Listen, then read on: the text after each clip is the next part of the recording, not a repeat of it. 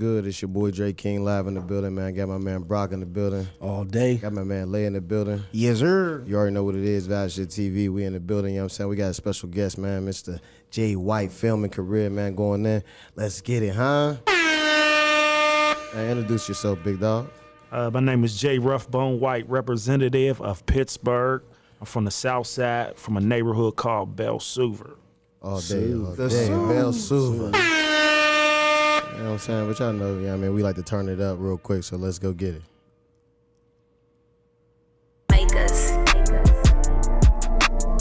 Say gonna wanna run that back turbo.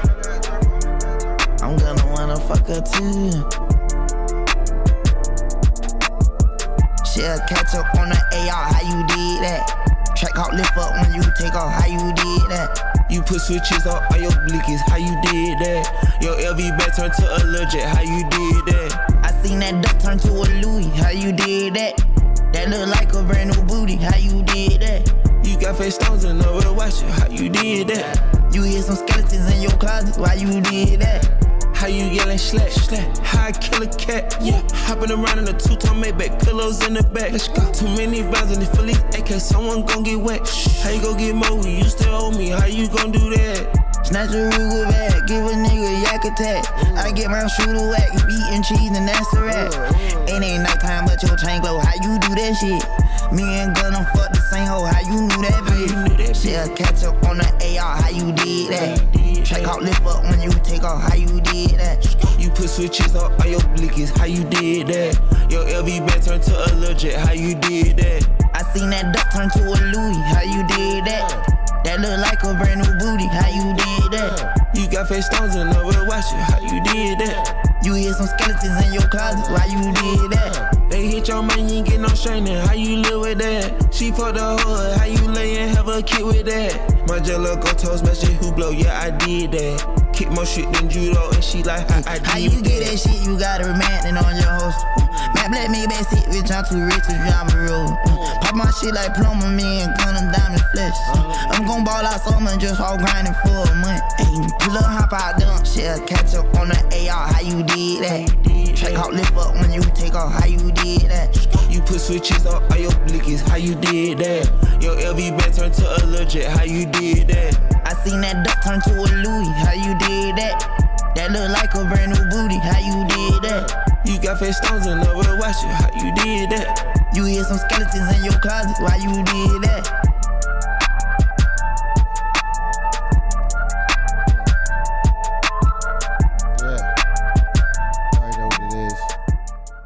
Vibeship TV, man, we in the building, you know what I'm saying? You already know what it is. And I forgot to tell y'all motherfuckers, go subscribe right now to Vibeship TV, streaming on Spotify, man. Go take a listen. It's everywhere. It's everywhere. You know what I'm saying? All platforms, you know what I'm saying? Yeah, so we gonna get into it, you know what I'm saying? Vibeship TV, we here in the building, you know what I mean? In the beginning of, you know what I'm saying, your process, you know what I'm saying, what was like the first thing that, like, you know what I mean, intrigued you to even start messing with filming at all? I was always interested in cameras, even when I was a little kid. So my granddad, he's a preacher. Okay. And he used to go over to Africa doing missionary work. So he probably been to Africa probably about 10, 20 times. I don't know how many. You know, he's 85 now. He's still living. But he would go over there and film. So he would take the old big joint cameras. You know what I mean? He would film. He built schools over there, everything. And he would film like our family dinners on Thanksgiving and stuff like that. So I always was like the cameras and shit like that. Like I was always interested in it, but I didn't, you know, it wasn't nothing I really like looked at like that. So I took interest to it probably in middle school, you know what I mean? And then when I got older, when I was in the streets, I used to just buy little cameras. And I would just go around the hood just filming shit, fiends and, you know, filming chicks we hitting and, you know what I mean? We was just doing wild shit with the camera, you know what I mean? Hood parties, I would film it, you know what I mean? But I ain't have no programs or nothing like that, just had tapes, you know what I mean? We just had like little mini DV and high 8 tapes and stuff like that and the ones with VCR tapes in it. So that's like what I was doing, but I never like, and then again, I never like that. Just on some regular hood shit, you know what I mean? Like just with a camera. You know what I mean? I just would just do it, but I didn't really like take it serious and really like think about it until I moved to North Carolina, like as far as myself picking up a camera. Okay. When I was rapping at the time, so I started rapping probably like 99, you know what I mean? And I like probably like 98. How old are you now? I'm 43. Yeah, I'm 43. I wouldn't guess that at all, Yeah. bro. Hey, they still got the youth. Saying black don't crack. I'm thinking like Black on 23, like- 24. Listen, I I'm know thinking 30s. bullshit. I'm like, damn. Good black don't crack unless you smoke right. it. You know what I mean? Stay off them drugs, you be all right. You know what I mean? I remember them Swear. beer commercials. Say no to drugs. Stay off them hardcore drugs. You know what I mean? Not stuff like weed. Weed's cool. Weed all right. yeah, that's legal. You know what I'm saying? That's legal. Recreation. But so I had I wanted to shoot a music video, and this is like I was just telling you earlier. I wanted to shoot a music video. I had shot my first video I shot was on a documentary called Dat Deal, D-A-T Deal. A dude named Draz from Garfield. He had put together a documentary, so he was going through like different hoods, and he was having artists on there, and he was asking us questions. It was like basically what the documentary was like a smear campaign for Whammo, because Whammo didn't play local artists. This is why they started Local Love on Whammo. This is why artists right now get played on Whammo on Sundays, because of that deal DVD. See, a lot of dudes don't really never even notice. So Jay Cruz is on the morning show now. He's down in Texas somewhere. Jay Cruz used to be here on the Whammo. Right. So Jay Cruz was on the DVD, and there was a lot of different artists on there. We was on there from the South Side, Alley Mob, some dudes from Homewood, and dude Draz had shot. He had a dude who could shoot videos, so he only charged us like $250 for the video to be on the documentary. I was like, hell yeah, $200 for a video. So I shot a video called My Approach with me and my young dude named Duck. From my hood. He's dead now. He died in jail. He had life. But he was on the song with me. It's called My Approach. It's still up on YouTube. So we was on that documentary. I shot that video. The video was official. It was cool, but I wanted to shoot like something official. I was like, man, I need to shoot official videos. We had the Greedy Record shit cracking off at the time. And I had brought like the whole hood together from all the different sets and everything from the hood. And I was like, bro, we got to get this Greedy shit cracking. And I was like, I want to shoot a real video. So Schizo had shot like a little video for me, but it was more like a commercial. And there was somebody. It wasn't how you wanted it to be. Right. Somebody gave me this dude, Chris Avi's number. I can't even remember who it was. They was like, there's this one dude. He's a filmmaker. He shoots videos, blah, blah, blah.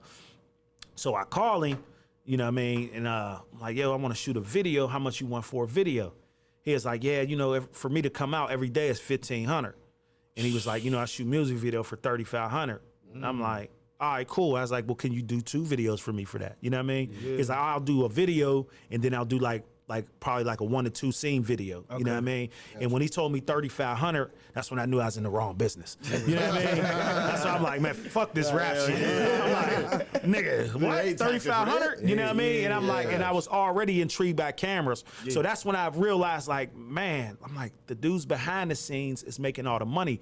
I'm a rapper. I'm looking good. I'm running around. I'm paying for everything. I'm paying for rentals for us to do shows. And we doing, we was doing these little tours with this dude named Tip from Manchester. He's an old head. But he set up these tours, and which was dope. They wasn't, I ain't gonna say tours. They was shows. You know what I mean? Niggas be trying to call everything tours. I'm not calling this shit a tour. Tour when you going state to state. You know what I mean?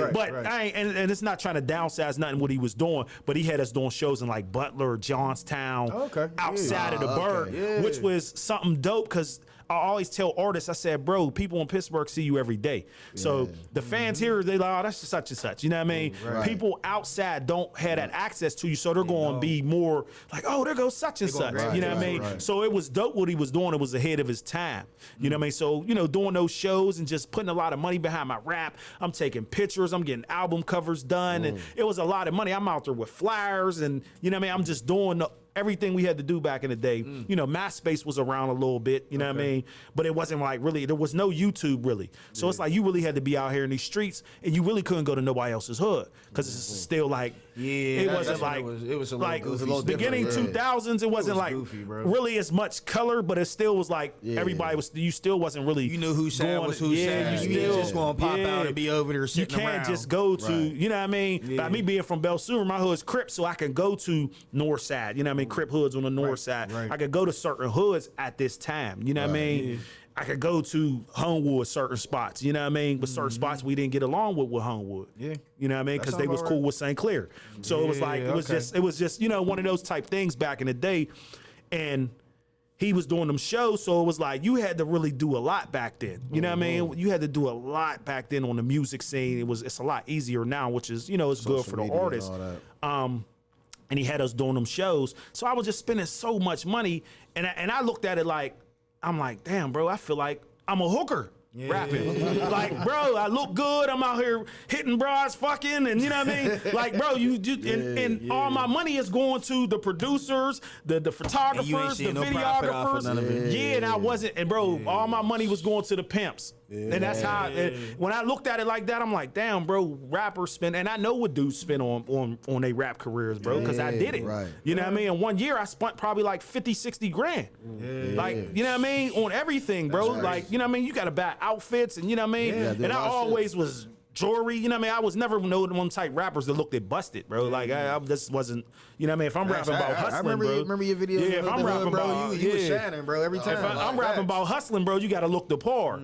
So just all that came into play, and I'm like, bro, I'm in the wrong business. You know what I mean? And it didn't take me till, and another person who inspired me, my man Hannibal, that does transitions. So he had a documentary back in the day called, what the hell was the name of the documentary? Overdose. So Hannibal I remember Overdose. Oh, Hannibal did like a hood to hood before like the whole hood to hood, like when the dude who from wherever he did it, where he went through all the cities. So Hannibal came from here, he went to DC, he went to Baltimore, and he was showing Pittsburgh, he was showing all these, because he's from here, but he'd been in DC since the early 90s. So he would come to our Greedy Records and be in the studio with us filming it, and I was always intrigued with it, and he was dope. He was ahead of his time with the cameras. You know what I mean? So that was another person who inspired me to pick up a camera, and I ended up moving to North Carolina in 2004. It might have been 2004, 2005. And I had 2 rap videos, and I was like, what I'm gonna do with these 2 videos? Like, it wasn't really no YouTube to put it out there. It wasn't really no mass. It wasn't Black Planet, nigga. Like, you know what I mean? I don't know how old y'all is, but you know what I mean? Right. Black Planet, you couldn't put no videos on it. It was just pictures. It was just jive as hell. You go back and look at it now, like, but and then I was like, damn, maybe I could make like a little documentary DVD about my hood where I put my music videos with it. And I was like, I'm gonna buy me a camera. So at the time, there wasn't DSLRs like that. It was mini DV cameras with the tapes. So I ended up buying a JVC one for like $200 from like Best Buy or something. And I was like, when I come back from North Carolina, I'm gonna just start filming shit in my hood. But I didn't know about editing programs or nothing like that then. I'm like, so did you edit, or you had somebody else end up editing? Nah, I end up, so one of my boys, he helped edit That Deal DVD. One of my boys was a part of Greedy Records at the time. He was my boy at the time. I don't, you know, now. Say less. Yeah. So I know I mean, people's paths go different. You know what I mean? Like, trust me. you know what I mean? Me and him was literally just talking about it. So he had helped edit That Deal documentary. He had downloaded Sony Vegas off of LimeWire. It was like Sony Vegas 3. This was throwback. You know what I mean? He was like, rough. All I know how to do is hit Control-C, and that cuts the video and the audio clip together. So there was no YouTube for me to go on and learn tutorials and all that. So that's all he knew. He was like, I just know how to do Control-C, and it cuts the video audio clip together. And that's the only thing he told me, and I just ran with it from there. So it was trial and error. The words wasn't lined up. It was kung fu movies. You know what I mean? When I first started. You like, yeah. You like, homies. That nigga needed to say that. Yeah. That shit was kung fu. Like, because I didn't have nobody to call to learn from. There was no mentors. There was no YouTube. There was no Udemy. There was none of these stuffs where you can go to learn this if you didn't go to school. So it was trial and error. And I picked up the camera, and I just was like, all right, well, I'm going to just do this and start investing in it. So I went back to my hood and start filming my hood. And I'm like, damn, what if I could go through the whole burg? You know what I mean? There you go. I'm like, what if I could go through the whole burg? And I'm like, well, no, I can't go to this hood because we feud with them. I can't go down here. And I'm like, but I got enough connections in the city with people, so I had Schizo make me a flyer.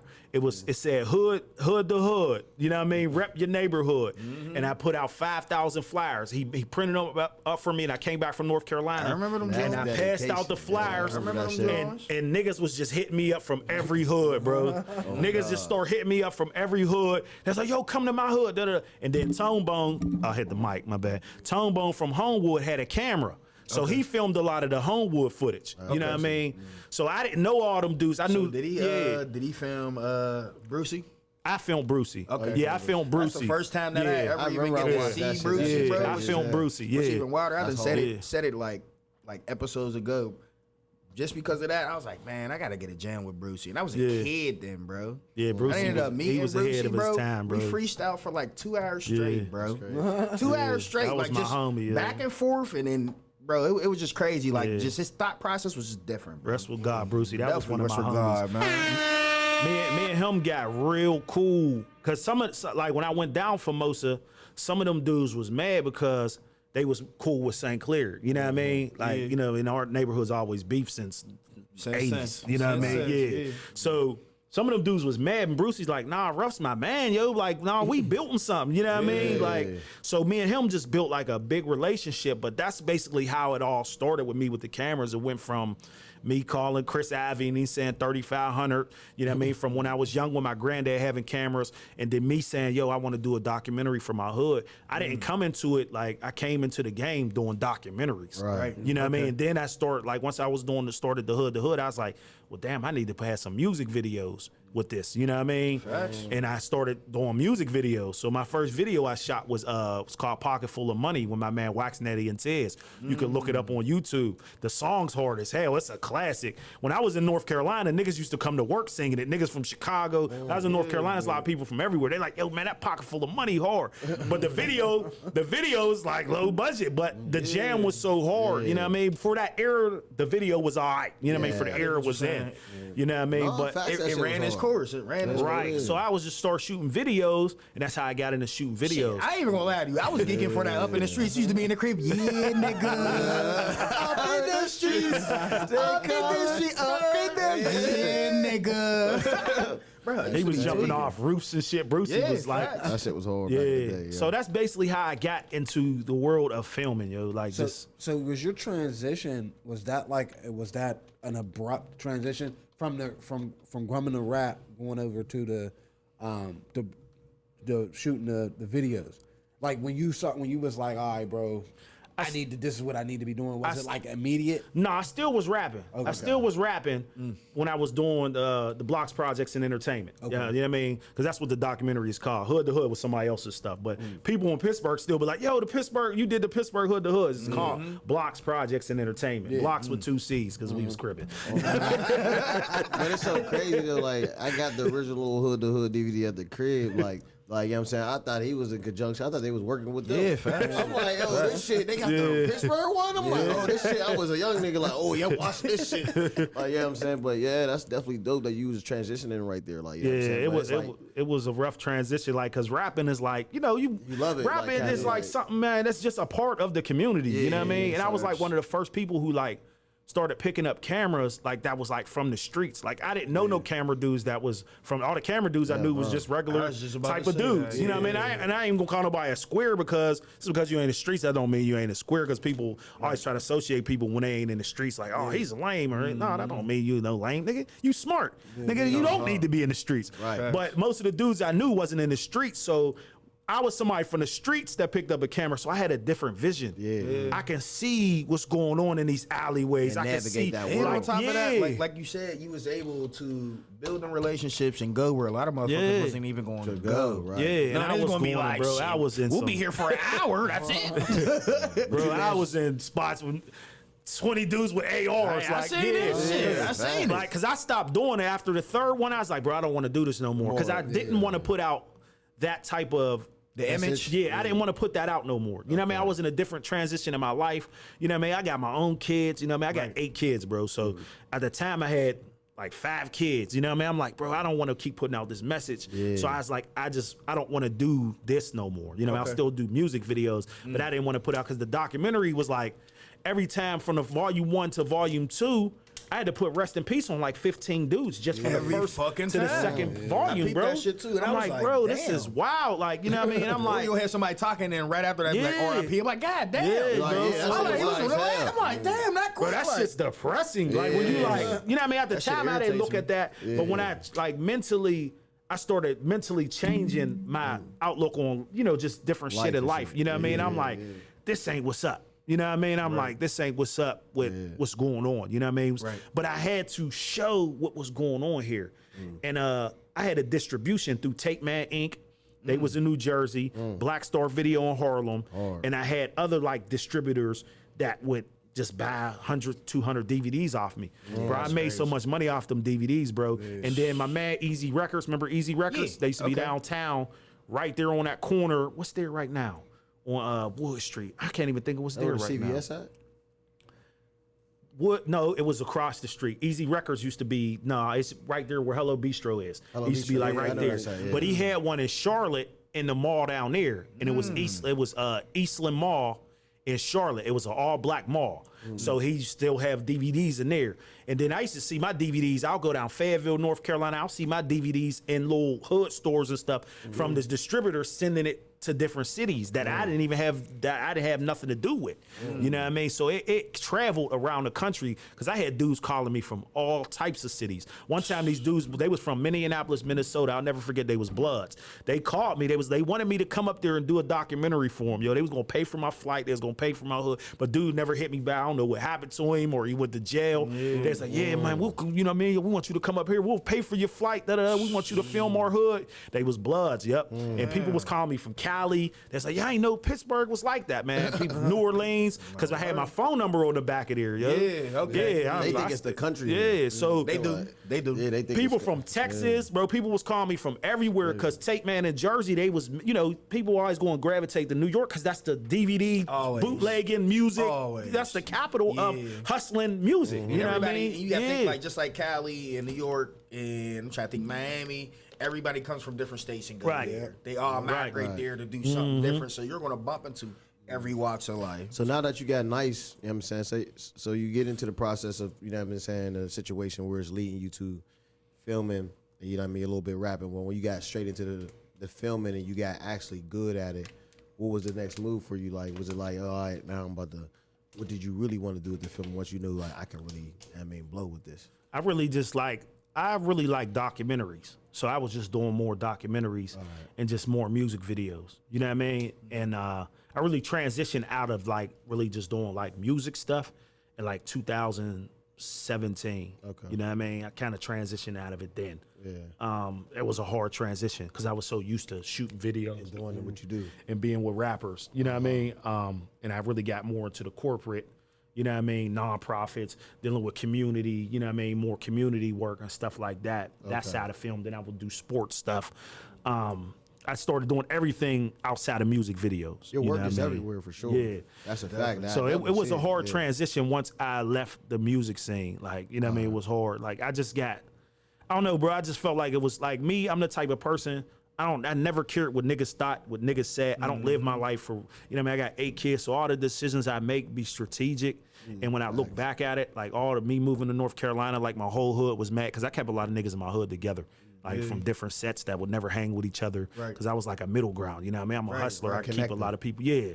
Right. I've always been a use the common leader. denominator. Right. Yeah, So when I that's moved, what I'm even when I saying. moved to There's only a North few of us, Carolina, so a lot of niggas I thought was, you know, my friends and shit like that. Niggas was hating on me like, oh, he moved out the hood. Nigga, that's what we You supposed know why? to do. Because they was mad they couldn't do that shit. Right. A lot of people don't think they Right. can move from here, bro. Right. That it's I don't know why.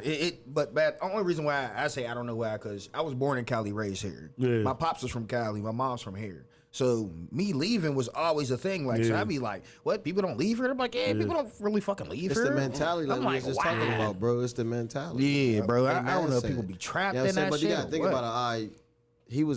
He's in the elevation process. Facts. And when you get to elevating, other people can't understand, like, Yeah, they're not gonna because you're understand it. evolving, like, yeah, I mean, like you said, I got 7 kids, bro. So I know, like, as a man in my family that I have to hold together. Like, there's certain things I don't do and I can't do, and I got to move a certain type of you way. I gotta can't move, be moving like everybody else. Facts. It's like, yeah, y'all can do that, but that's not what I'm doing. But I see what you mean. Like, that you could. Would you say that was your comfort zone?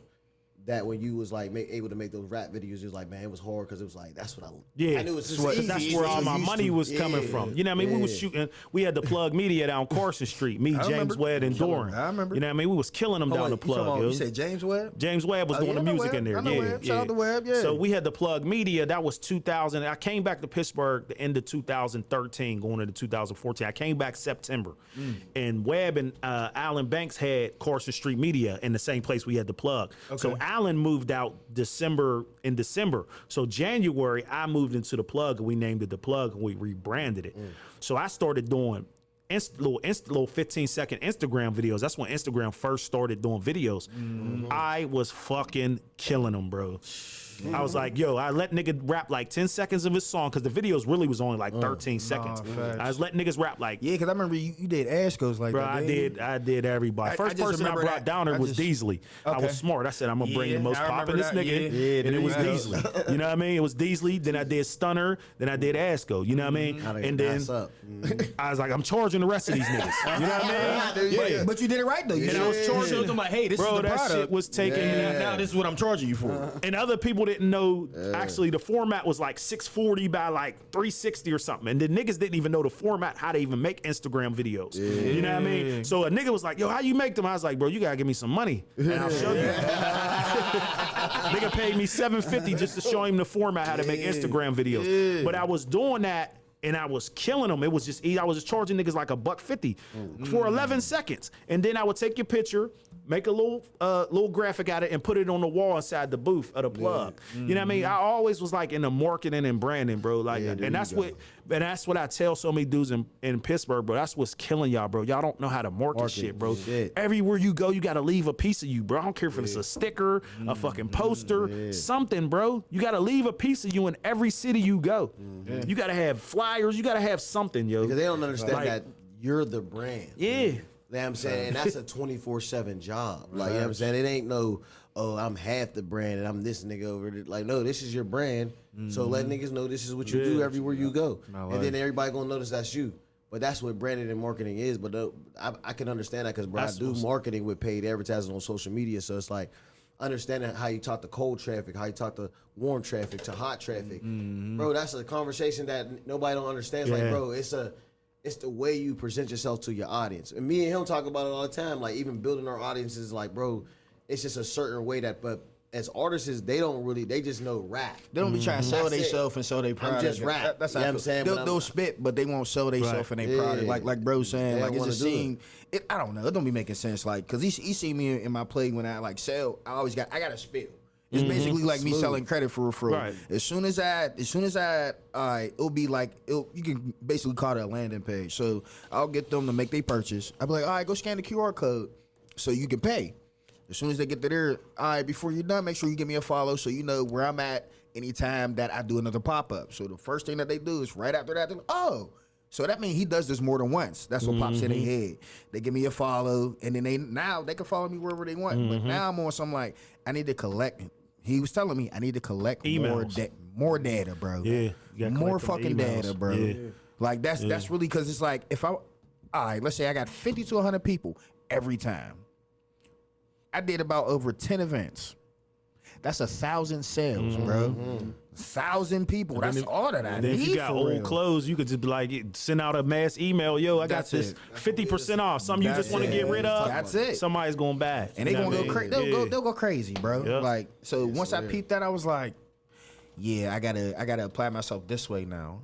You know what I mean? Like as in like with this product, like I already got the product in base, I already got the customers in base, but you got to keep these customers coming back. Now. Not just they bought something, that's what's up. Nah, it's not supposed to stop there. You're supposed to keep having them come back. You got to the point y'all are damn near friends because what's up, bro? How you been? How your kids been since the last time? Since I watched you on Instagram now. Right. You know what I'm saying? And then some. So it makes a big difference, like you said. People don't want to sell. They don't want to sell themselves as a product. And you gotta be a people person, yo. Oh, facts. You can't be a dickhead, yo. You can't be an asshole, yo. Facts. You can't, yo. No, hold on. I take that back. 'Cause there is some asshole popping ass niggas. Like Gary V, they think he's an asshole. Yeah. But he's not though. But he's But he's there's giving people knowledge. that Yeah. think I was about he's to an say that. asshole. Right, but he's giving I like the way knowledge. he comes off, but it's like that nigga be going in. Yeah, but he's offering something to people. Yeah, you right. You can't be an asshole and then you trying to sell. You trying to get people to bow off you. He's giving people knowledge. You know what I mean? There's big facts that Yeah, be coming at him. I know what you We mean. be like, Yeah. damn, like why y'all coming at him? Like, I mean, that's just the way he is. Like, Cause he's being real. He's like, well, if you want to do some shit, just do it. What the fuck? He's like, why? But that's how. I like it like that. But that's how I used to be. But I'm like, bro, I had to come with a different approach because I'm like, I'm so like, bro, I got 8 kids. I have a wife. Right. Bro, I done been in the streets. I've been in jail for a homicide. I done been, you know what I mean? been through some Everything, shit. bro. Like, then dudes' heads and get tore off in front. Like everything dudes done been through. Like everybody struggles different. You might have went through some way worse stuff than me. You might have went through some way worse stuff. But me, I don't look at it as excuses. It's just people don't have the knowledge of stuff. Yeah. And then sometimes when dudes have the knowledge, they be so mentally gone with whatever they're gone off, they can't even receive it. You know what I mean? People can't receive You'll be it. in front of their face, but they don't want to take. They want to. Dudes can't receive stuff. So now we're in an age now where it's so much information. Everywhere. Bro, the information is out there for you. All the fingertips of your Like Google, your phone is anything right you want to there. know, you hit the tap. Yo, how do I learn how to build a spaceship? Well, here's a couple courses. Like, oh shit, they got courses on this. Right on that. Fact. Like, bro, the information's out there, and what puts stuff in perspective for me is I have my grandma and granddad. 2 of my grandmas are still living. My granddad's living. My granddad's 85. My one grandma's 80. My other grandma's 81. So when I go over, my grandma and granddad's still married. They still live down Endo, the block where I'm from in Belsuver. So I go down the house and I talk to them. And it puts stuff in perspective. My grandma be like, I'm so proud of y'all generation because y'all have so much stuff y'all are able to do. My grandma, all she was able to do her whole life is clean rich people's houses. Clean houses. She used to clean this rich white dude out Fox Chapel's house, Mr. Lewis. We're first generation, bro. We're So first she came from Everton, I Georgia. ain't gonna lie, them shits is big as hell. She was around when the Ku Klux Klan was still coming through her town. With my beeping the grandma's horn. So 82. it's like that stuff puts stuff in perspective for me. I'm like, they didn't even have no opportunities. And we have all these opportunities out here, and we out here bullshitting with our time and doing dumb shit. And you know what I mean? And I know when I'm saying people who's not in the street, you in the streets, you mentally somewhere else. But you know even what I the mean? people, even the people in the streets, they irritate the fuck out of me. This is why I'm saying this. I'm gonna say it now. I'm gonna say it now because I be seeing the smartest, dumbest shit in live, and I be like, bro, you just did the smartest shit. And you applied it to some dumb ass shit, bro. Right. Bro, I see it all the time to the point. All right, I think we was talking about the one time. I done seen somebody literally do a robbery. He walked down the street. We walked back down the street. He said, by the time we turn around and walk back, we'll be able to run right into him and lick him, bro. I'm like, all right, cool. Bro, literally, as soon as we stopped, walked down the street, we turned around. By the time we turned around, he was coming to the intersection, bro. I said, how the fuck would you even know that shit? That's mathematics. Yeah, right. I'm just saying, there's so many different things you could have used that for. Right. So many different, even if we're talking about traffic of a crowd going somewhere. That's what you call ignorance, though, bro. That's just ignorance of a gift. Like, I mean, all of us got gifts, bro. That's what you seeing. You seeing a person when they operating in their gift, but they don't know how to utilize it for a better purpose. I'm not saying that. I'm saying it is like you said, when we're young, okay, cool. But I'm saying once we get to a certain age, like you said, bro, you elevate it and realize like, okay, it's a different product. Yeah. You know what I'm saying? It's a different product, but it's still the same game. It's just a couple more different rules. Yeah. But for the most part, it's just me Some switching out people the just don't know product how to for elevate, though. But you can't find out what you want until you really know who you are. That's true. Yeah, that's true. That's true, bro. That's Once true. you know who you are, then you'll be able to. Because if they don't know who they are, bro, they ain't gonna. They gonna choose whatever they think that's just gonna get them money. Yeah, That's You know true. what I'm saying? They ain't getting longevity. You set a for trend, bro. they move. Because you knew who you was, bro. When you started, when you transitioned from rap and you started going in and doing what you do now, that was it. And I never cared. One thing I never cared what niggas thought, bro. You know what I mean? And that's a lot of people's problems. You know what I mean? When I was young, I was follower. Like me and my boys, we started a gang. We was 10 years old, bro. I mean, we started a gang called Dog Pound. This is before gangbanging was even around. We used to go up Mount Washington, steal bikes, bust white people's windows, beat white kids up. You know what I mean? We was called Dog Pound. It was like 7 of us. You know what I mean? We was crushing dudes. Get your ass whooped today, buddy. Yeah. Just because. We was just crushing people. This was like, we was in 5th grade. We started a little gang, but we didn't look at it as a gang. We was just a little crew, but it grew into my one homie phrase. We was 12. He started selling crack. You know what I mean? He was the first one in my clique that started selling crack. You know what I mean? Then my hood became Crips, and then we was Dog Pound Crips. But then we switched it because Homewood had a Dog Pound too. We was like, well, nigga, we gonna just be Endo and YVs. You know what I mean? We was like, nigga, they can have that shit. That's old for us. You know what I mean? So we started we switched our whole gang name to Young Villains. You know what I mean? Endo Block. You know what I mean?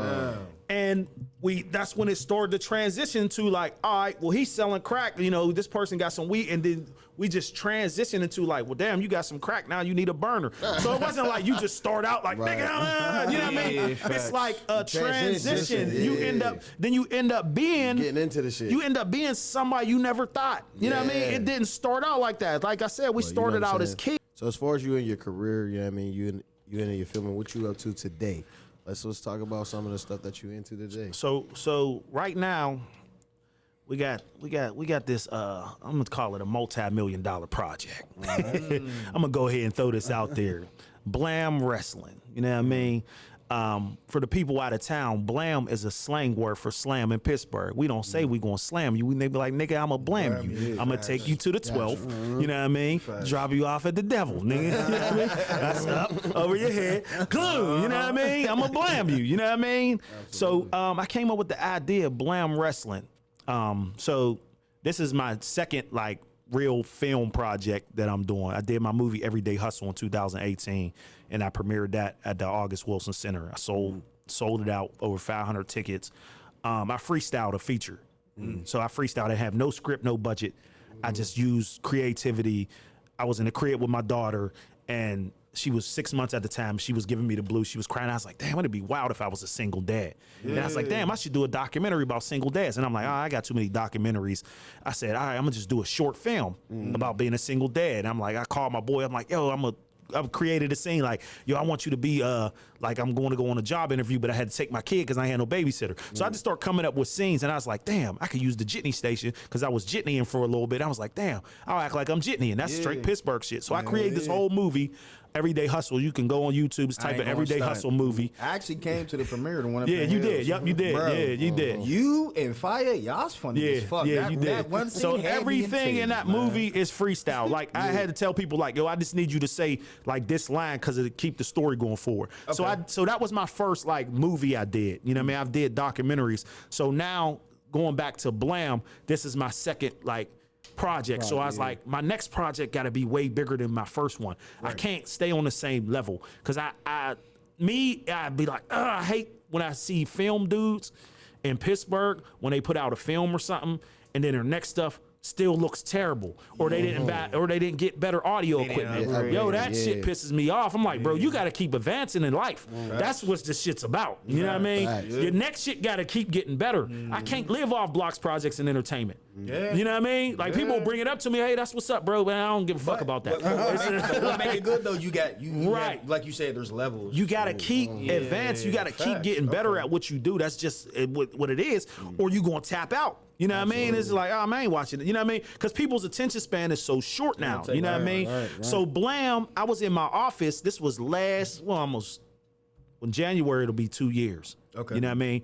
And I was watching old wrestling clips. It was Macho Man and Hulk Hogan when they became the Mega Powers. Mean Gene Oakland was interviewing, and Hulk Hogan, they was trying to shake hands, and Hulk Hogan was like, I feel like if we shake hands, the whole world's gonna blow up. Funny ass Hulk Hogan type shit. You know, they both for steroids, coke. You know what I mean? Macho Man, ooh yeah. You know what I mean? It's like, you know, the Macho Madness and da-da-da-da, Hulkamania together, bro. So I'm like, I was cracking the hell up because old wrestling interviews are some of the funniest shit all time, yo. If you just go back and watch them, you be like, yo, these niggas didn't make no sense, yo. They was so coked up, but it was so entertaining as a kid. You like, ooh, he's hard as hell. You know? He's big as hell. Yeah, Macho Man's interviews, bro, they're like Ric Flair interviews. Just go back and watch them. You're talking to the right. How that goes? You're talking to the diamond ring wearing. Right.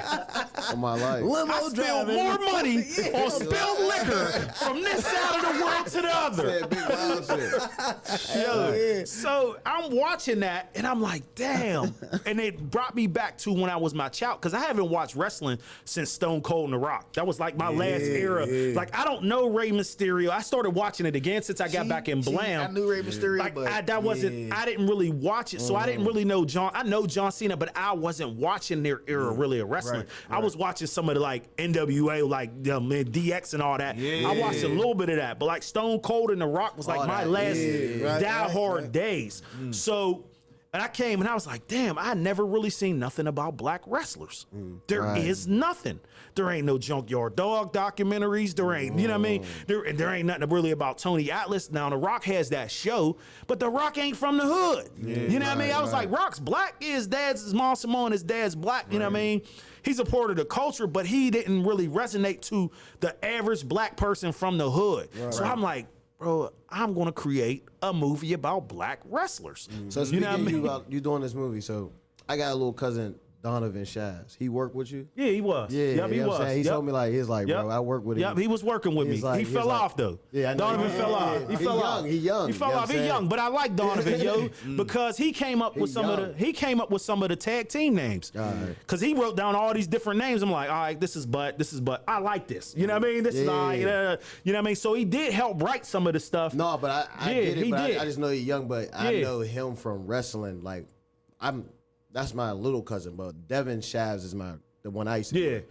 But when I used to go over their crib, on God, all the wrestling toys you can imagine, bro. Everywhere, all the rings, all the little shit. And I was like, oh, he told me like, yeah, I work. He's like, I wrote some of that stuff. Yeah, He's he wrote some of the he's Blam. like, I said, I was like, all right, that's He what's up, definitely bro. did, yo. Yeah. Cause I brought him under my wing. I was like, bro, I need somebody to write. Cause I'm like, I don't got time to write all the time. You know what I mean? So he wrote some of it, but I really was like the main writer on it. So when I came up with the idea, I was like, damn, I'm gonna make a wrestling comedy. He did say that though. He said, man, that man's a visionary though. Yeah, I'm gonna make a wrestling comedy. Yeah, like he said, you had the vision. Like that's one thing he kept saying. It's like, bro, he's definitely good at that vision. You painted that picture though. And I thought of two characters from the jump. It was Walt Diddy, and Tito Rowley. Them was the two dudes I thought of because Big Walt, he did this little short film with these kids and he had like this outfit on. It was like a superhero movie. He had his little cousins and he's fat and he had like this white Zorro mask on. And I just, ever since then, I pictured him as like a wrestling character. And Tito was always pre-hype and he always says the wildest shit on Facebook. I said, these niggas will be the perfect tag team. I knew one wrestler in Pittsburgh that was a wrestler, was Duke Davis.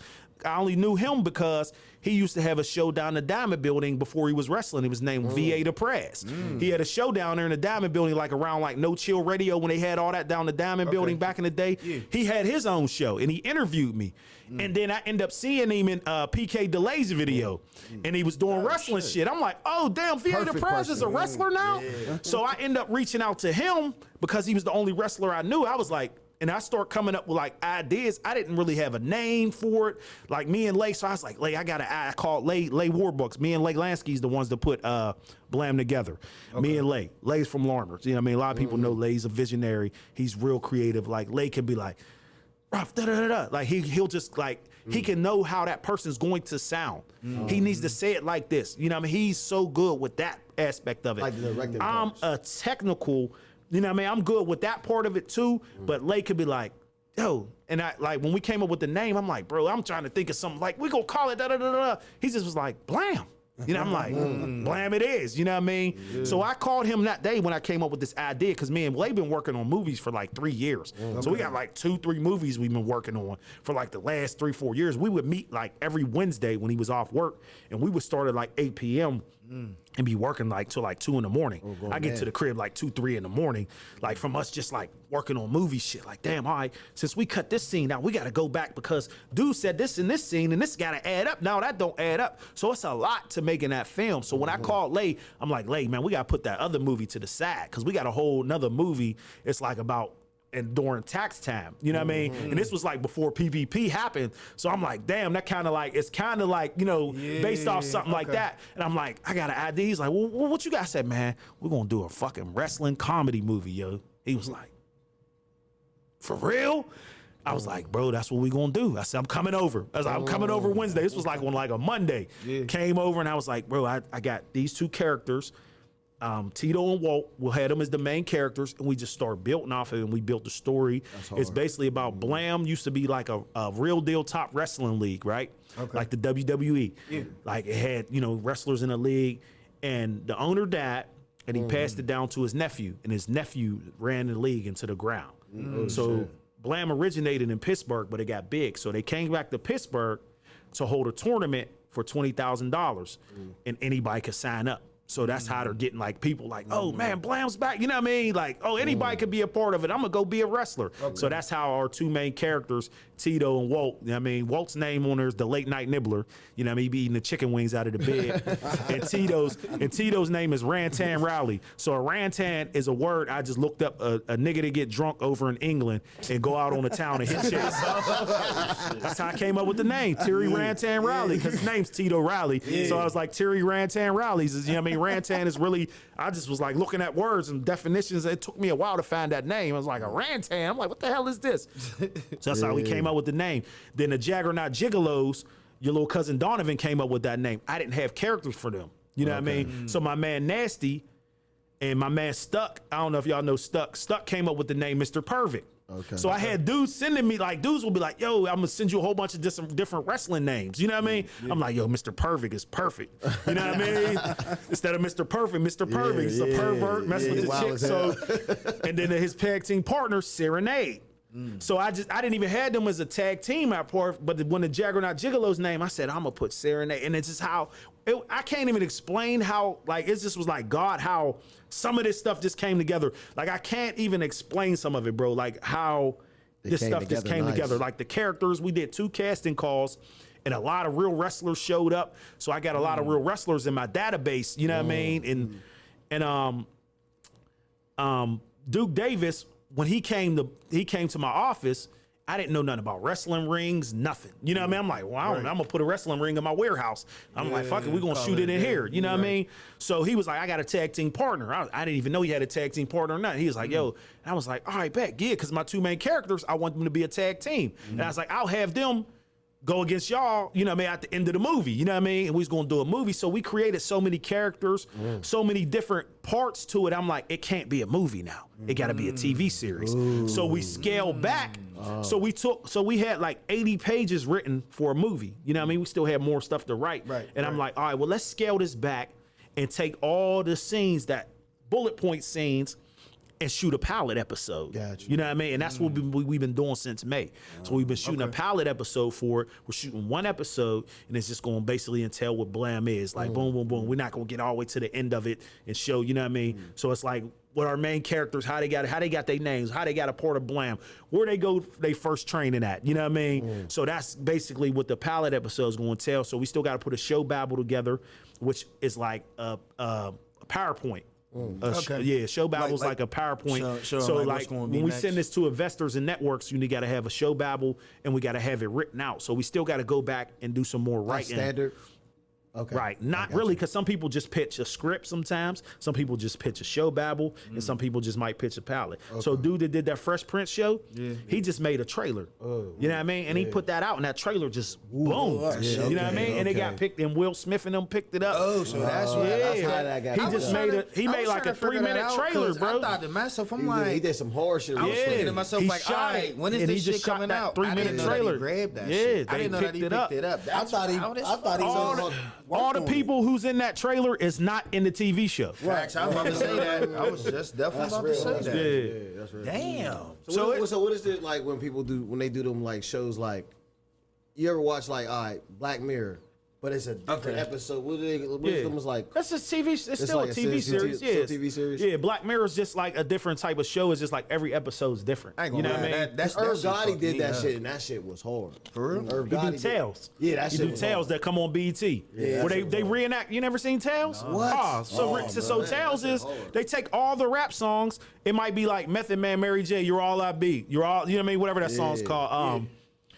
And they'll make a short film out of it, but it'll be different. They did Uzi Vert's Push Me to the Edge. All my friends are dead, and they make them different. Yeah.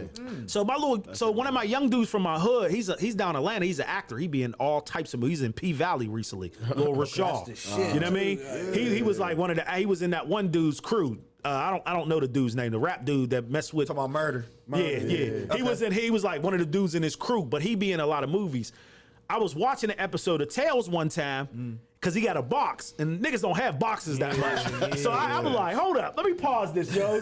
I'm like, man, that's Rashad there. And I end up hitting him up. I'm like, bro, was you in the episode? He was like, yeah, cause they didn't really show his face that much. Right. He was like, yeah, he got an agent down in Atlanta. He moved down to Atlanta, bro, and he just blew up quick from acting. You know what I mean? So he doing his thing down there. You know what I mean? So it's like, you just gotta do this shit, yo. Like, and people in Pittsburgh, you don't ask for permission, bro. Just do your shit, yo. You know what I mean?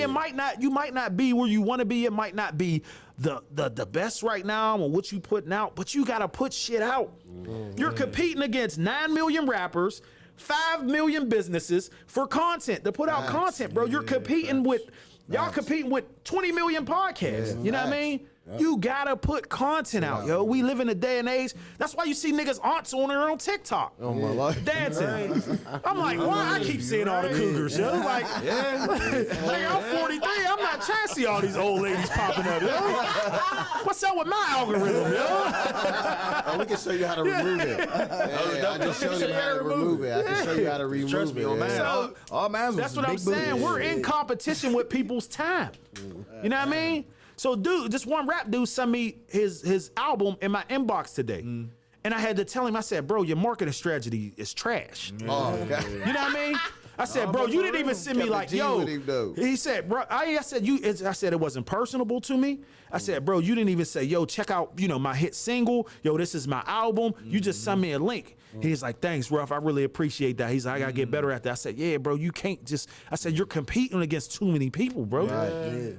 Why I'm gonna listen to you and I can just that new Jeezy's out, nigga? I was banging that all day. You know what I mean? Like, and people don't support local artists. They do, but people that's doing the local stuff. It's not even a local. It's the lazy artist. You can't be a lazy artist. You gotta be consistent. You can't be local and be lazy. And I'm gonna tell you truthfully, bro, who's one of the most consistent artists in Pittsburgh and don't get that much credit is Poppin' Yick, bro. Oh my life. Poppin' Yick puts out, bro. He goes hard.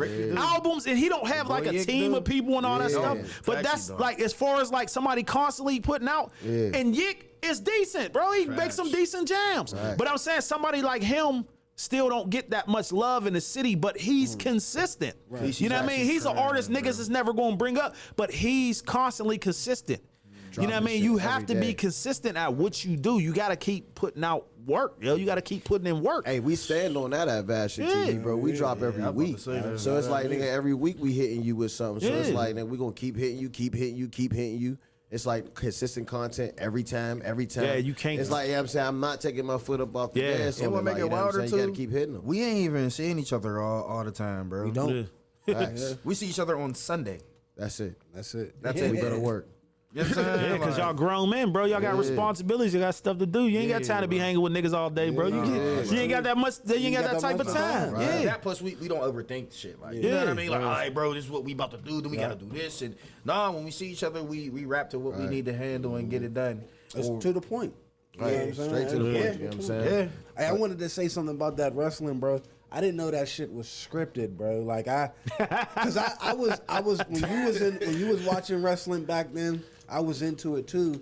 And I think the last real match for me that when I was into it, I watched was Brock Lesnar and who fuck was it? It was like the Big Show and the ring collapsed. Yeah, that was the last. Yeah. That was the last match I seen, bro. Now I was so pumped, bro, because as soon as it collapsed, the credits came up. I was like, oh, this shit, that's the end? I was like, I don't even know what happened, bro. And that was on that was Thursday Night SmackDown. But I realized it when it was scripted as the new rappers, kind of like John Cena. I'm like, this shit seemed weird as fuck. Yeah. And like, they wasn't like selling it. They didn't sell like. Somebody told me, bro, this shit is scripted. I'm once like, dudes what? start using a regular, Vince McMahon is that nigga shady. You know what I mean? But I give him props because if you watch like a lot of Dark Side Behind the Rings, bro, you got to go watch them. You know what I mean? You got to go watch them on Vice. They're on like Hulu and stuff like that. Okay. It shows you about the wild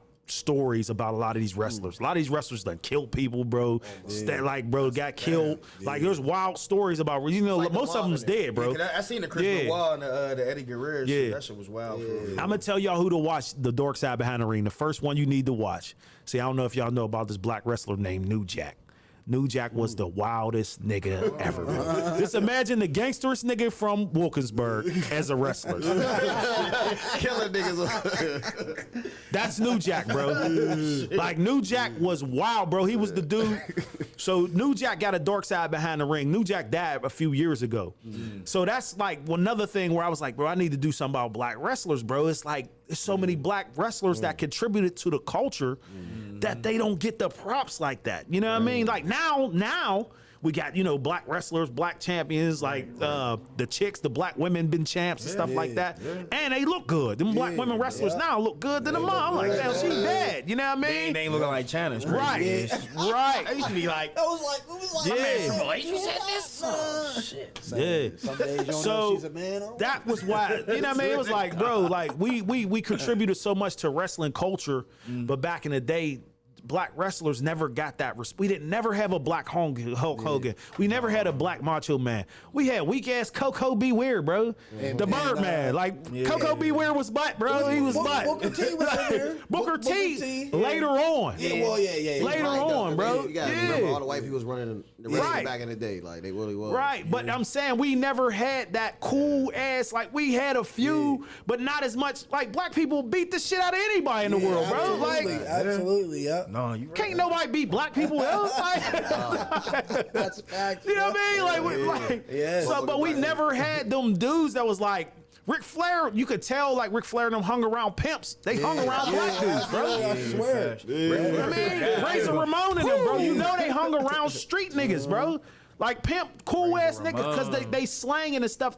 So we never really had them type dudes. We had like manager like Slick. So it was like that was so important for Blam for me to bring that old school wrestling culture with funny, with comedy, with the pre-hypeness, with, you know what I mean, mixed with real wrestling. You know what I mean? So I got a lot of real wrestlers in there.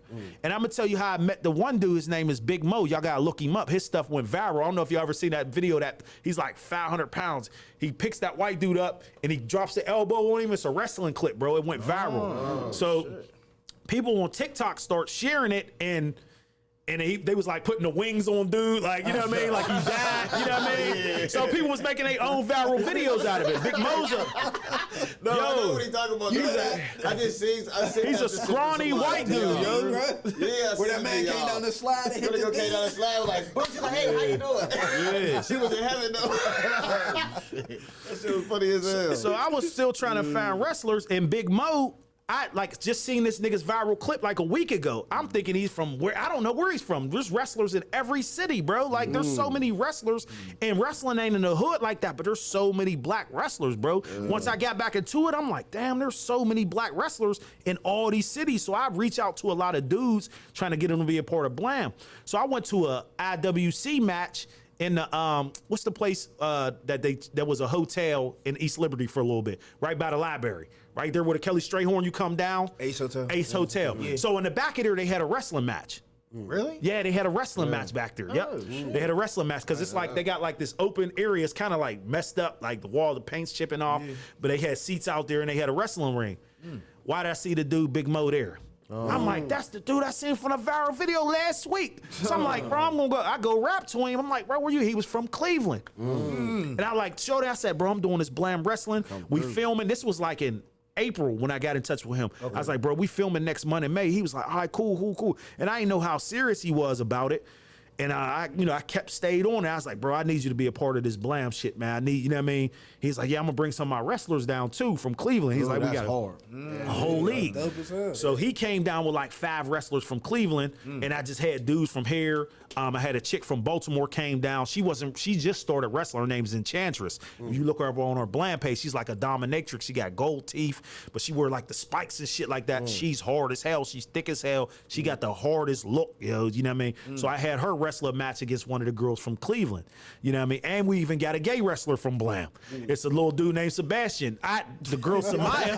So what's so funny is the girl Samaya who wrestles the match, they was like, Samaya's bringing her tag team partner down. So I'm thinking it's a chick.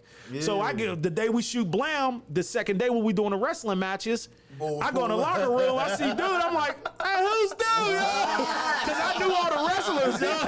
They was like, he's a wrestler. I'm like, they was like, that's a match tag team partner. I'm like, oh, all right, forget it. Yeah. So he here, we gonna use it. We put him in the Royal Rumble because we had a Royal Rumble with like 10 wrestlers. So yeah, I mean, LBGT, we got a gay wrestler that's a part of Blam too. You know what I mean? We got y'all covered.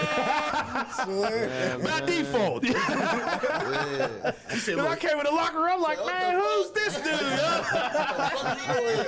But dude, cool as hell, yo, and he's hard. Nigga, dude flips and shit. Man, look, and he crawled in the ring, look like a cat, man. That shit took the, because Blam's a comedy, yo. So I got Bula is one of my ringside announcers. Y'all know Bula? Bula. From the Hill. Bulla the ball head, yo. That name sound familiar. All right, remember when CJ made that video and he was like, man, Wilkersburg niggas, and he did a little parody of it? Yeah. That's Bulla, yo. Okay, Bulla he goes live on Facebook and he always be having a whole bunch of people just on there. So I got Bulla as one of my ringside announcers. So he kept calling dude the sassy savage, yo. So Blam's a comedy. If you can't take no joke, bro, you ain't being a part of Blam. Like, right. You know what I mean? We ain't sugar, you know what I mean? It's funny, bro. It's a comedy, you know what I mean? So we just put all these different people together. My backstage announcer is Brian Cook, and Brian Cook he's a broadcaster, you know what I mean? So he could put, welcome back to Blam Wrestling, but he can add his little hood twist into it, you know what I mean? And I got James Webb as one of my backstage announcers. So I got one of my ringside announcers, I got a dude named Dave the Gavel Lawless. He's a lawyer and he's a wrestler. So he's quick with it. He's a white dude, he's funny as hell too. And I got Knowledge, Knowledge Hudson?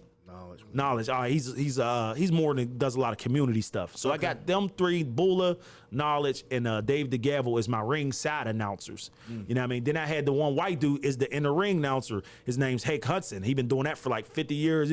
Coming to the ring, Duke Davis is all white dude. That's what he do. He sound like he sound like the dudes that do boxing. You know what I mean? Whatever dude's name is, he sound like that. Right. I forget. I don't know why I can't think of dude's name. God, he's coming with the gloves on and shit. Like, the Texas to say, good brother. So we got all these wrestlers and all these characters, mixture of some dudes that's not wrestlers, and then we got a lot of real wrestlers. You know what I mean? We got this old white dude wrestling Rick. Oh shit! He looked like West Virginia backwoods West Virginia. He come with the overalls. I bought him the 1930s football leather helmet. Yeah, and he's one of our wrestlers, bro. Yeah, wrestling Rick, bro. I'm telling you, he's funny as hell. His name's Nick, yo. He's one of our actors, but we got him as one of the wrestlers. So we got all these characters we created, man. So there's gonna be a character for everybody that somebody's going, because people be like, our heavyweight champion's name's the Black Lobster, bro. Yeah, the Black Lobster, bro. Nigga, he got fake little lobster claws, bro. And his woman's name is Butter Bay, yo. Oh, he said Butter Bay. Yeah, she be rubbing butter on him, yo. He's the lobster, bro. Funny as hell. And his move's the lobster chop, yo. I can't. He hit you 2 times in your rib and 1 in your temple with the claw, bro. You out. That's it. So we got all these characters we created, yo. Like, we got funny ass characters and it's mixed with real wrestlers. You know what I mean? So all these characters we created, bro, it's hilarious, bro. Like, to me, we got another Friday. You know what I mean? Now, it might not be shot, with a big budget like them type of movies, but these characters, it's like Martin, bro. You know what I mean? Like, we took the off Dragonfly Jones. You know what I mean? Off Martin, bro. So it's just like, you take everything is already been done, you just take it and put your twist on it. You know what I mean? You take pieces. I watched the movie, we got watching Dodgeball, watching Friday, watching all these comedy movies. You take all these pieces from all of that and you make it your own. You know what I mean? And that's what Blam is. It's like a Friday meets Dodgeball, bro. But with wrestling. You know what I mean? And we got white wrestlers too. But yeah, right. And it's based on black wrestlers. But we got white wrestlers in it too. You know what I mean? There's white wrestlers in Blam and they just like all niggas, you know what I mean? Yeah. So it's like a mixture. I mean, you got a big diversity for it, but I want to ask you this: how far are you trying to go with this? Oh, we trying to be on Netflix, 'Cause I heard Amazon you- I heard Prime. you say multi-million, Yeah, so- somebody gonna give us the bag, but guess what? They ain't giving us the bag and taking all the rights to Blam. They ain't about to do that and change the whole show. Now, there's certain things we might have to change. You know what I mean? That's just in general. But you're not gonna let them pick at the. they're not changing all the infrastructure. characters. No, bro. We got our storyline is tight.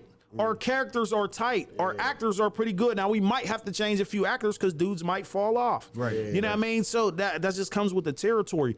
But the way we got it, it's already tight. You know what I mean? We already have something that I know. I don't have a doubt in my mind about Blam, bro. I don't have damn, man, I don't know, bro. Like, I don't even, I know for a fact that the right person sees Blam, they're gonna be like, yo, I gotta put the bag behind that.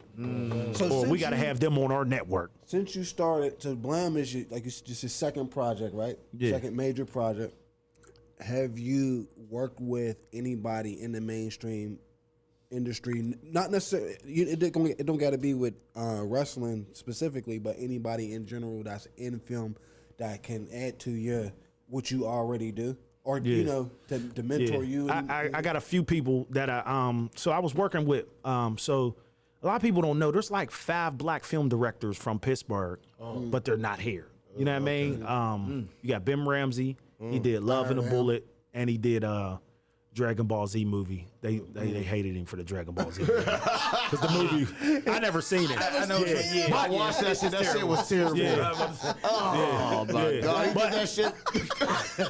But it wasn't his fault. You know what I mean? Like that shit was supposed to be my shit. I was like, I thought this shit was gonna be good. I'm about to say that. I love Dragon Ball Z. But he did a movie Love and a Bullet with Tretch from Naughty by Nature. He did some other movies. So he's from here. You got Rusty Cundiff from here. Rusty Cundiff is from Manchester, I think. Rusty Cundiff did Sprung. He did Tales from the Hood. Sprung was my shit. He's the light-skinned That shit dude. was He's in funny like as Spike hell. Lee movies. He's the light-skinned dude in Sprung. Okay. So he's from Pittsburgh. Hold So on, dude, that was like yeah, he was in the hallway.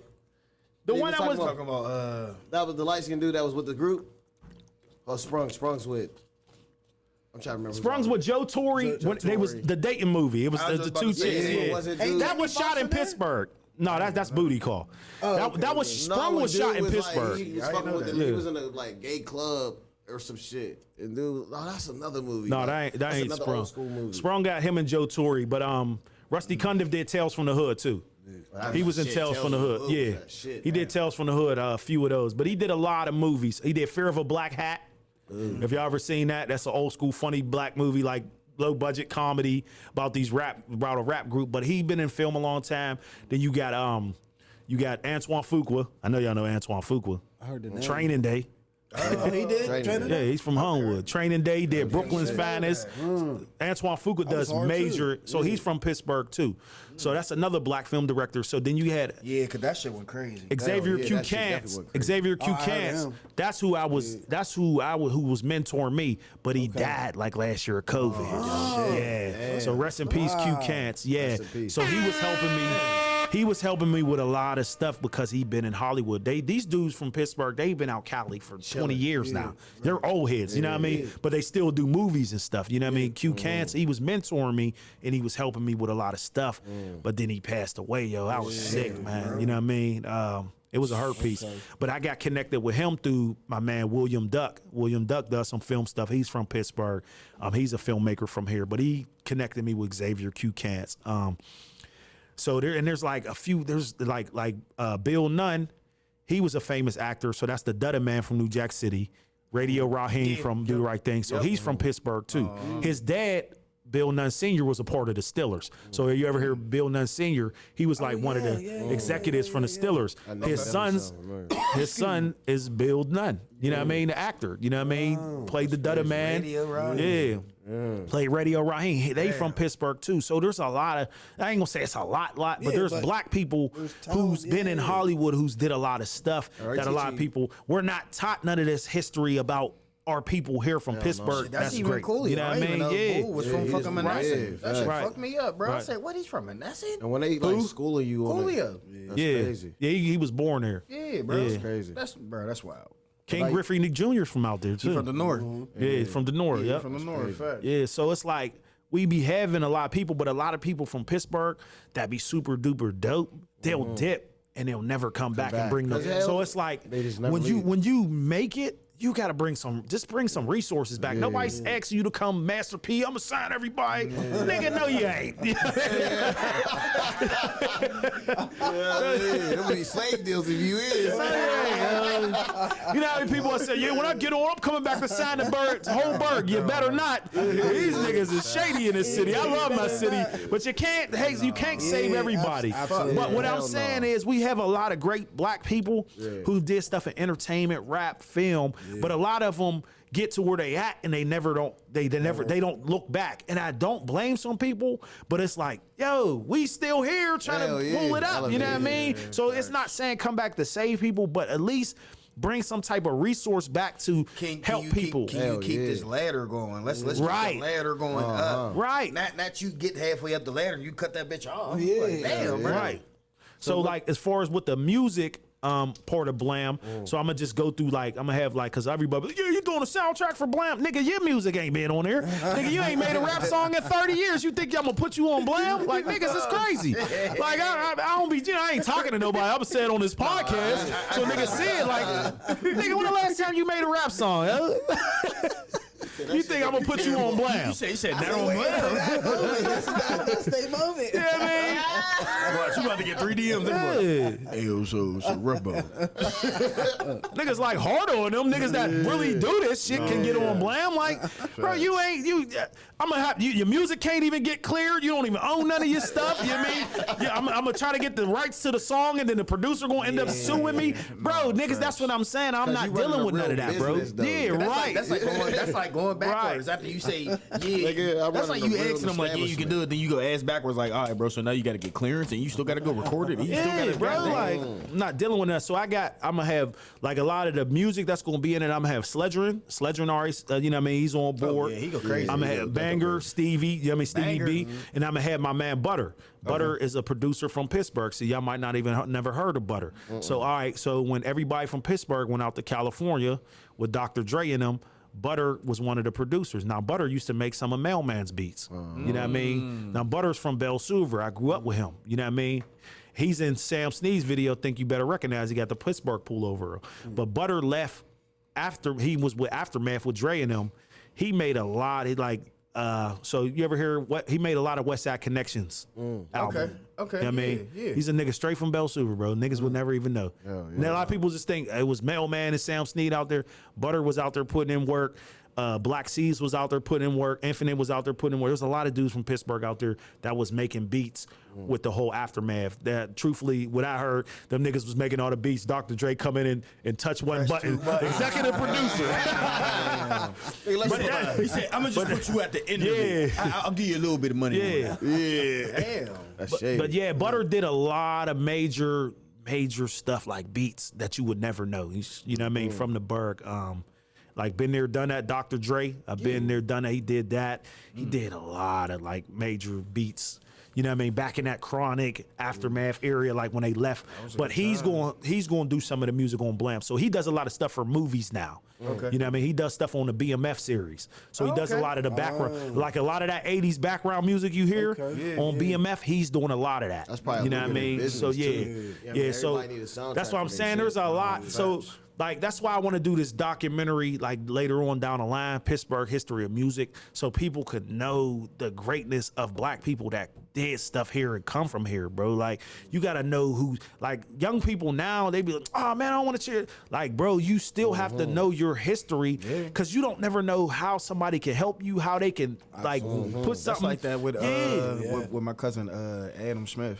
He actually was part of the. That's what I'm, bro. That's my man, bro. Listen, bro. Yeah, that's my cousin, bro. I give Adam the utmost respect every time. I be like, bro, y'all need to do an underground hip hop documentary because he has enough footage to do it, bro. Underground hip hop was so monumental for the city of Pittsburgh, bro. And it was late night, and they had strippers and naked chicks on there. Like Channel 21, bro. They turned Channel 21 out, bro.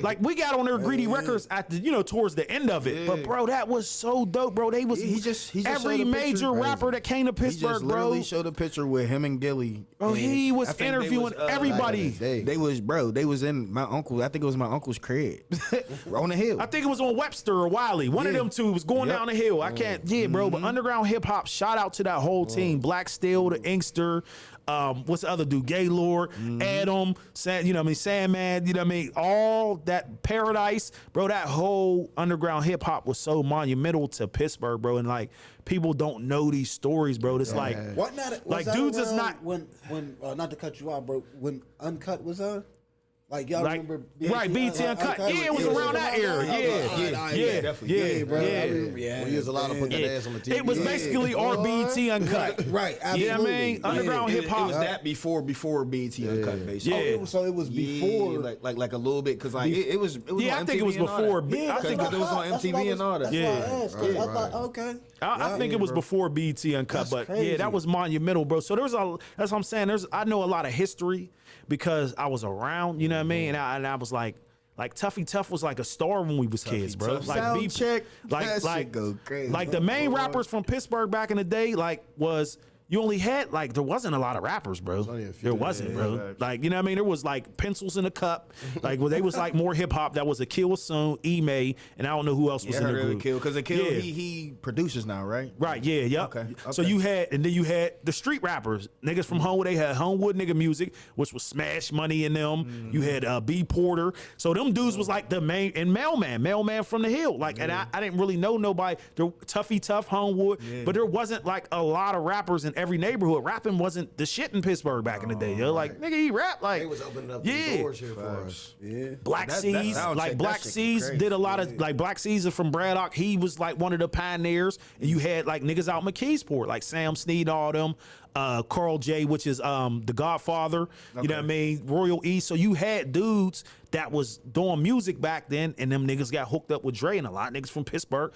That's truthfully, bro, Dr. Dre's sound that he has It's a Pittsburgh song. is from Pittsburgh, bro.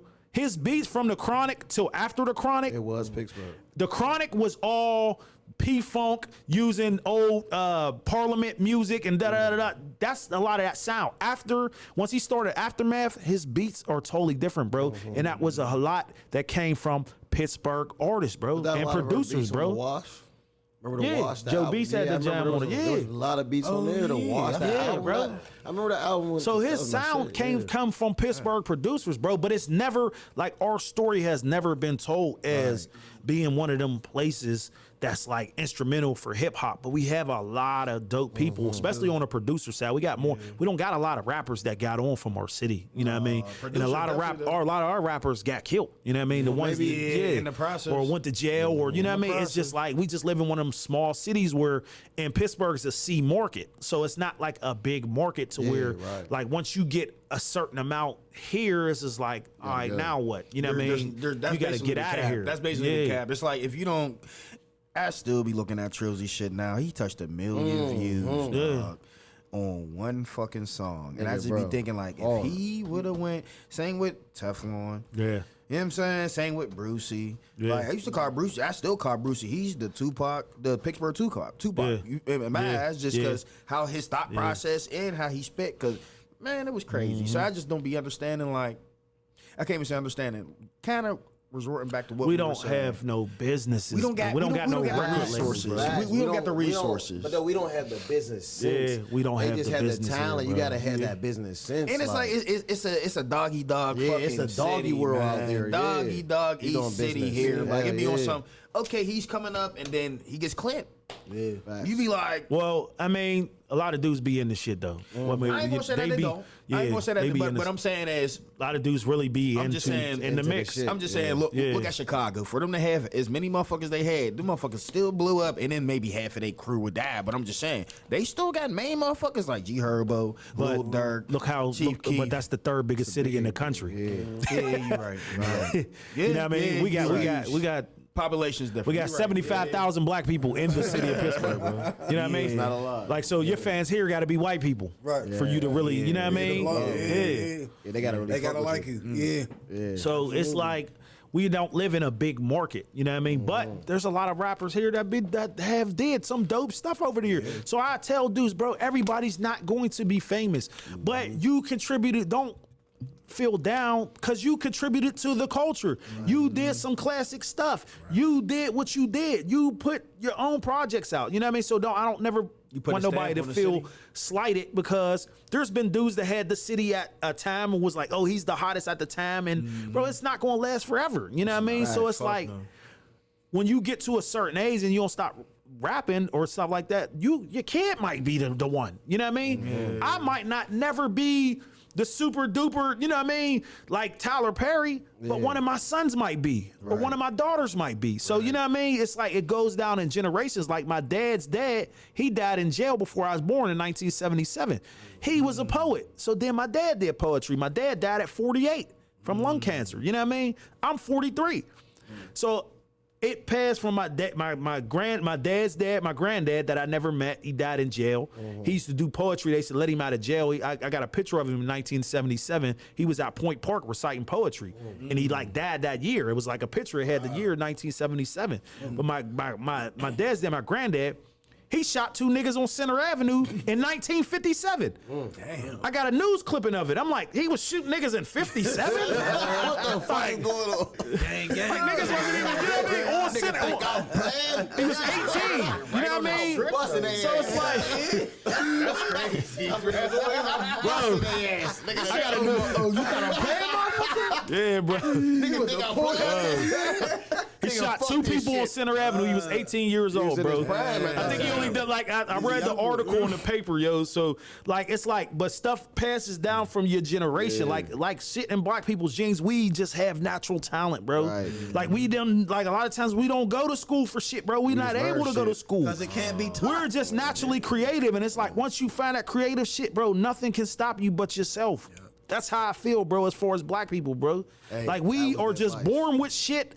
Like we're able to jump, we're able to hoop, we're able to play football, we're able to rap, we're able to dance. We're just able to do shit that other races cannot do, bro. Save niggas. they hate Like, We saving niggas. hate that shit. A nigga And we climbed up gotta a building find- with his bare hands and saved Yeah, some bro, niggas. like, I'm we- what? Nigga, how the fuck this nigga do that? Like, Black people's like, bro, we are what the fuck just is going on? Like, this nigga- naturally gifted, bro. Literally, bro, a black nigga climbed up a wall like Spider-Man, nigga, and saved the nigga. I said, how the fuck, nigga, he do that, nigga? We do everything. Black people create everything, and then everybody takes it. So we are the culture. Black Americans, we create the tone of entertainment culture for the Facts. whole world, bro. So the when a ether. motherfucker say black people don't have no culture, nigga, we are the culture. Facts. Nigga, we create everything. And everybody Period. want it. Everybody. And y'all might steal it and you know hone it, and like Dame Dash said one time, he's like, why am I gonna take my product, give it to the white man just to sell it back to people? You know what I mean? He's like, I'm gonna take my product and sell it to people. Right. You know what I mean? So it's like that's a lot of times we don't know the business, so we gotta take our product, give it to the white man, and then we gotta get it sold back to black people and white people. You know what I mean? So a lot of young dudes now, they eliminating the middleman. Niggas is just putting shit on YouTube. These young dudes is killing them. Like NBA young, them niggas is killing them. I looked at Reese Youngins' numbers like a month ago. Bro, he has damn near 1 million views on every single video. But you know who started that trend though? It was Justin Bieber. He found out how to do the algorithm, and that's how he started getting the labels to pay attention. He had, but he had Usher. No, and what's the name? Looking at him. No. I don't even want to bring his name up, but he's always saying he's first. The boy, Soulja Boy. He was the first one to go viral. He was. I ain't gonna lie, he was the I first didn't nigga know with the he was. iPhone too. I didn't even know I was like, Soulja that's Boy crazy. like, And then, like, had that his- much influence, bro. Yeah, Bro, yeah, like that I much was like, influence. damn, this nigga. And then he had to sit there and think about it, like, well, like, he this accomplished shit, it, nigga, right, bro. I ain't should gonna- sound right. I'm saying like as far as like, yeah, he did do the first, but as far as like learning the system and being able to get the labels to look at you in a certain way, you know what I'm saying? That's basically what he went to. But yeah, I mean, before we get out of here, you know what I'm saying? Words of advice to anybody that's in the film industry. You know what I'm saying? What would you give that advice to them? Man, go out there and film. Learn your camera, invest in your craft, and watch tutorials, pay for courses, invest in yourself. Period. Period. Find mentors, find people, and you got to watch plenty of content. You just got to learn. You know what I mean? It's a learning process. Like, cause film, I can't do a film by myself. I did Everyday Hustle. I shot a lot of it just me. Hey, yeah, I'm gonna just set the camera up. This gonna be the conversation over the shoulder. You know what I mean? Then I'm like, all right, if I got to shoot it from this angle, we're gonna say something totally different because it's freestyle. You know what I mean? So some scenes I couldn't shoot by myself, so I needed more than one cameraman. You know what I mean? I didn't have a boom pole operator when I shot Everyday Hustle. So you need to build, like when you're trying to do film, you need a team of people. I can't do Blam without the actors. I can't do Blam without my boom pole operator. I can't do Blam without my DP, which is my director of photography. That's my main cameraman. You know what I mean? I can't do Blam without having somebody doing my lighting. You know what I mean? So it takes a lot of people. I can't do Blam without the lady Chanel helping me do the paperwork, making sure everybody is signed in and make sure everything's signed for every actor that says a word. You know what I mean? So I assembled a team of people to help bring this vision to life. I couldn't do Blam without Lay, bro. I couldn't do it without Lay, bro, because he's so intricate in a part of Blam of creating what we created. I couldn't have did it without him. You know what I mean? So it's like all these people, you need people to be a part of what you're doing, yo. And people got to believe in your vision. And it's hard to let people believe in your vision, especially if you ain't paying them a lot of money. You know what I mean? Facts. You right on that. You know what I mean? So it's like you just got to have people that you just got to have something, bro, that's undeniable. And Blam's undeniable. You know what I mean? It's like, you know, when you doing videos, like if somebody's young and they doing videos, like, you bring one of your homies that you with, bro. Tell him to, you know, buy some lights and let him go. I'll pay you $50, like $25 an hour. I'll pay you know what I mean, whatever you getting paid for the video. Just give him some money just to set up the lights. Dudes want to be around. Sometimes I like going on set for music videos because I like being around creativity. You know what I mean? If I know it's like a real deal official video, like I was there with Hardo's Depend on Me video, him and Deasley. You know what I mean? I was in it. You know what I mean? I had my kids in it. You know what I mean? But during them, they was like, yo, we got this video. Lonnie called me. He's like, yo, man, you rough. You be wearing the suits, man. You know, man. You know, Lonnie, I be, so rough. I need you to come through, man. You know what I mean? You know, you one of the only dudes in the city wear suits. I'm like, you know, I got you. Courthouse, all right, nigga, throw the turtleneck on with the blazer. You know what I mean? So like stuff like that where I know it's creative. Like when Dorn and them shot Fad the Gods. What's the name of the video, yo? I can't even think of the name of the song right now, yo.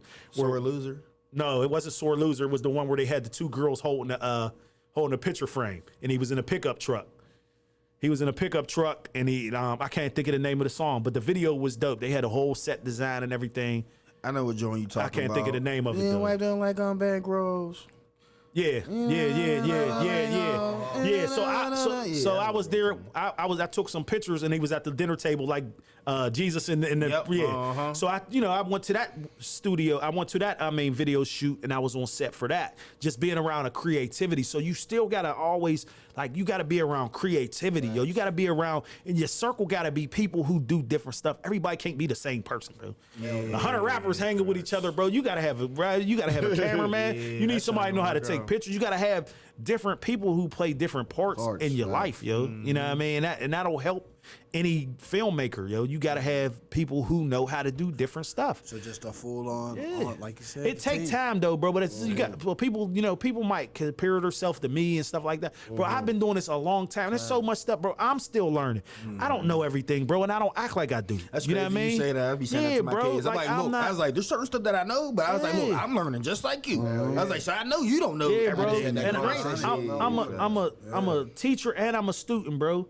So I'm not one of them type of people who's cocky. I don't got ego issues. I'll be the dude on Humble set. beast, bro. Humble beast. Yeah, bro. I'll hold the light. You know what I mean? I'm not one of them type of people that's like that, yo. You know what I mean? Because I know where I come from and I know what I've been through, bro, and I know where I'm going. So I don't have to prove nothing, bro. I know what I've did in my life, bro. I know what I did in the streets. You know what I mean? I know what I did in film. So I don't have those type of issues where I'm not better than nobody, bro. You know what I mean? I don't try to act like I'm better than nobody. I don't try to smirk dudes. I don't try to smuck dudes. I don't do that, bro. You know what I mean? I'm not the teacher, though. I'll bring people on the board that might not even have that much experience. I give everybody opportunity. Now, if you burn an opportunity, that's on you. But sometimes I still let dudes come back. You know what I mean? Because I know that people go through shit here, bro. We go through a lot of shit in Pittsburgh, bro. You know what I mean? So I know they sometimes mentally they might not be where they need to be or something's going on and you know what I mean? Stuff like that. I just try to give people an opportunity. You know, and with Blam, I'm giving dudes who never act, just regular hood dudes, an opportunity to do something different. You know what I mean? To do something they never did before. And everybody in the city's already pre-hyped and hyper, and you know what I mean? So dudes is able to get in these roles and just be their natural self. You know what I mean? So that's what it's like.